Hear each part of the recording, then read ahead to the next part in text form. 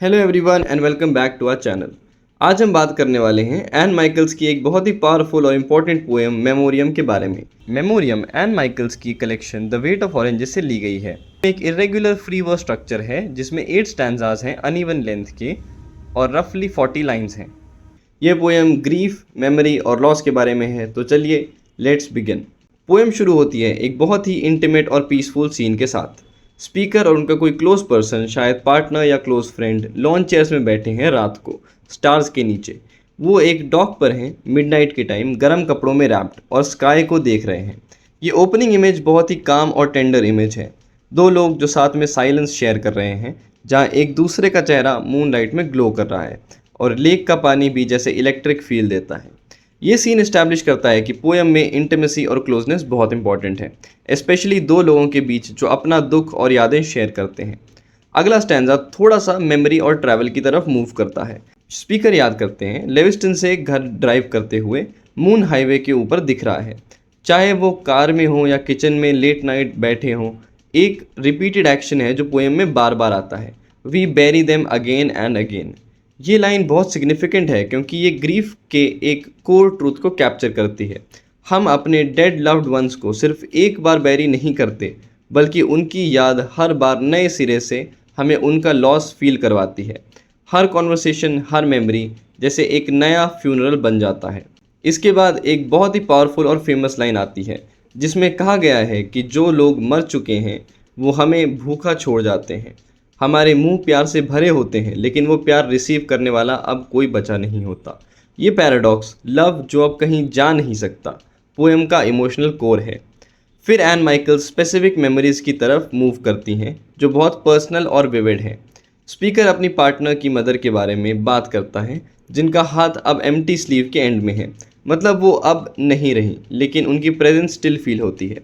फिर जिक्र होता है उनकी आंट का जो पोलैंड के एक जूइश ग्रेवयार्ड में है, जिनके चेहरे पर परमानेंट दर्द का एक्सप्रेशन है। ये लाइन क्लियरली हॉलोकॉस्ट और जूइश हिस्ट्री की तरफ हिंट करती है, जो एन माइकल्स के काम में बहुत कॉमन थीम है। फिर बात होती है सॉल नाम के एक दोस्त की जो इतनी जल्दी मर गया कि फॉरगिवनेस मांगने का टाइम ही नहीं मिला।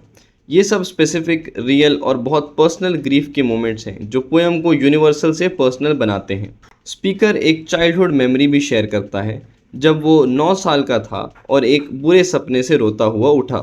तब किसी ने ऐसे वर्ड्स बोले जो उनके डर को छुपा देते थे, प्रोटेक्ट करते थे।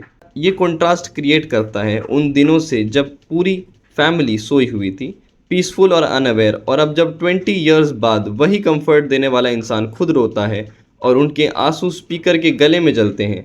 ये इमोशनल रिवर्सल बहुत पावरफुल है। जो पहले कंफर्टर था अब खुद कंफर्ट की ज़रूरत में है। इसके बाद एक बहुत ही हॉन्टिंग मेटाफर आता है। मेमोरी का एक हाथ ग्रेव में कलाई तक धंसा हुआ है। स्पीकर अपने हाथ से मिट्टी गिराते हुए दिखाता है स्काई के नीचे जो जैसे एक ब्लैक सीव की तरह है। और फिर एक बहुत ही सिंपल लेकिन हार्ट ब्रेकिंग लाइन आती है, we are orphaned one by one.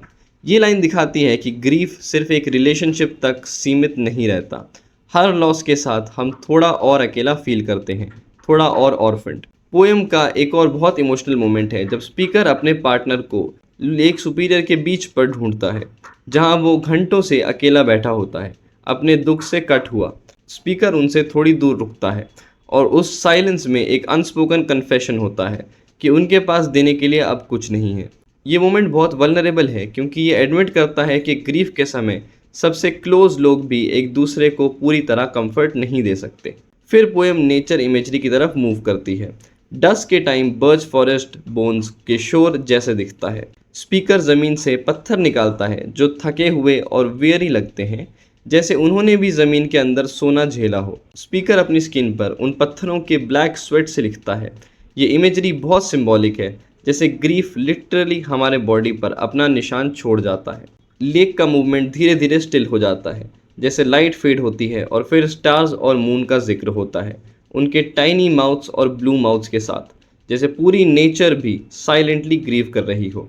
Poem के एंड की तरफ स्पीकर फिर से रिपीट करता है कि उनके पास देने के लिए कुछ नहीं है, कैरी करने के लिए कुछ नहीं है, सिर्फ कुछ वर्ड्स हैं जो उन्हें कम डर लगने में हेल्प करते हैं। मेमोरी को पोएम में सी वॉइस के थ्रू डिस्क्राइब किया गया है, जो बोन केव से मटर करती है और जो हमें उस तरह रैप करती है जैसे शेल समुंदर को रैप करता है।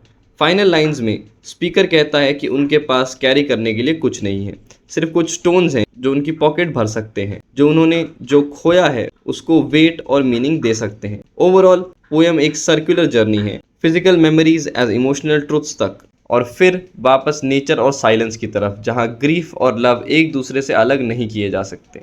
अब बात करते हैं इस पोएम के मेजर थीम्स की।